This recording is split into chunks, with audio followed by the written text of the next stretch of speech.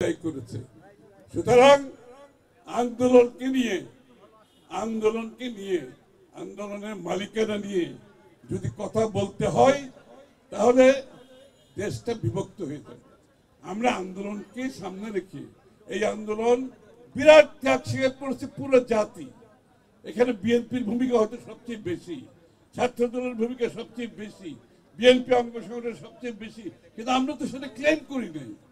তারেক রহমান সাহেব বলছে সবাই মিলে আমরা আন্দোলন সফল করেছি। এই কথাটা কি অন্য নেতার মাথায় ঢুকে না? তারা কি এই কথাটা বলতে পারে না? তাদেরকে কেন বলতে হচ্ছে এই আন্দোলন তারা করেছে, তাদের মালিকানা, তারা দেশ চালাবে, আগামী দিনের বাংলাদেশ ভবিষ্যৎ কি হবে, সংবিধান কি হবে, নির্বাচন কি হবে, এটা কি এই তাদেরকে এই মালিকানা বাংলাদেশের মানুষ দিয়েছে? এই মালিকানা আসতে হবে নির্বাচনের মাধ্যমে, ম্যান্ডেট নিয়ে সংসদে যেতে হবে।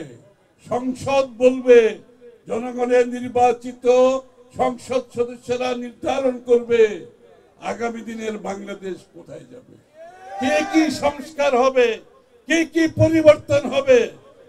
এখানে আর কারো কোনো কিছু করার নাই।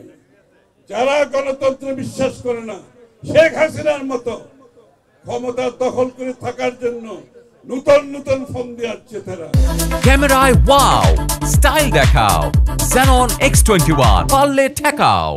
নতুন কথা বলছে, সংস্কারের কথা বলছে, স্থানীয় সরকারের কথা বলছে, এক একদিন এক এক কথা বলে, আনুপাতিক নির্বাচনের কথা বলছে। মানে এমন কোন বিষয় নাই যেগুলোর উপর তারা কথা বলছে। তাদের কোনো অধিকার নাই। সব অধিকার বাংলাদেশের 18 কোটি মানুষ সিদ্ধান্ত নেবে আগামীর বাংলাদেশ কোথায় যাবে, সেই সিদ্ধান্ত নেবে। এবং ছাত্র দলকে এই বেসরকারি তোমরা যারা যুদ্ধ করেছো, তোমাদেরকে প্রস্তুত থাকতে হবে, ঐক্যবদ্ধ থাকতে হবে।